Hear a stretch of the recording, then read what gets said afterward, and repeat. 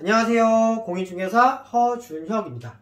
자, 오늘의 주제는 바로 이 상가 임대차에서 원상 회복이 일부 미비한 점을 이유로 임대인이 임대차 보증금 반환을 거절할 수 있는지에 관한 내용입니다. 자, 상가 임대차 계약이 끝나는 시점에서 원상 복구를 하다 보면 종종 발생하는 일인데요. 임차인은 최선을 다해서 원상 복구를 한다고 했지만 임대인들이 일부 사소한 부분이 원상회복되지 않은 점을 지적하는 경우가 있죠. 자, 그러면서 보증금 전액을 반환하지 않는 임대인들도 있습니다.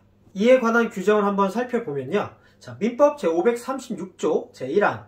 자, 쌍무계약의 당사자 1방은 상대방이 그 채무 이행을 제공할 때까지 자기의 채무 이행을 거절할 수 있다라고 규정하고 있습니다.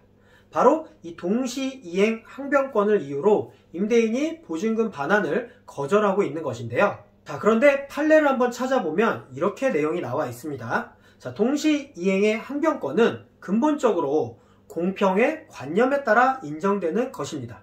자, 그래서 임차인이 불이행한 원상회복 의무가 사소한 부분이고 또 그로 인한 손해배상 역시 근소한 금액인 경우에는 다르게 판단을 했습니다. 자, 바로 이런 경우까지 임대인이 그를 이유로 임차인이 그 원상회복 의무를 이행할 때까지 혹은 임대인이 현실로 목적물의 명도를 받을 때까지 원상회복 의무 불이행으로 인한 손해배상액 부분을 넘어서서 거액의 잔존 임대차 보증금 전액에 대하여 그 반환을 거부할 수 있다고 하는 것은 오히려 공평의 관념에 반하는 것이 되어 부당하다라고 판단을 했습니다.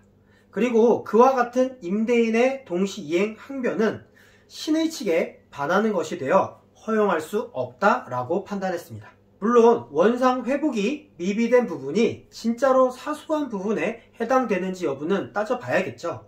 자, 만약 사소한 부분이 맞다고 판단이 된다면 임대인은 그 사소한 부분을 이유로 보증금 전액의 반환을 거절하는 동시이행의 항변을 할 수 없을 것으로 보입니다.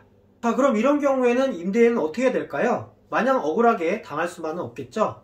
자, 다만 이 판례에 따르면 부동산 임대차에 있어서 수수된 보증금은 임요채무, 목적물의 멸실, 훼손 등으로 인한 손해배상 채무 등 임대차 관계에 따른 임차인의 모든 채무를 담보한다 라고 했습니다. 그래서 그 피담보 채무 상당액은 임대차 관계의 종료 후에 목적물이 반환될 때 특별한 사정이 없는 한 별도의 의사 표시 없이 보증금에서 당연히 공제된다 라고 했습니다. 그렇다면 결국 임대인은 이 원상 회복이 미비된 부분의 원상 회복에 소요되는 적정한 비용을 임대차 보증금에서 공제를 하고 나머지 보증금액은 임차인에게 반환해 주어야 할 것으로 보입니다.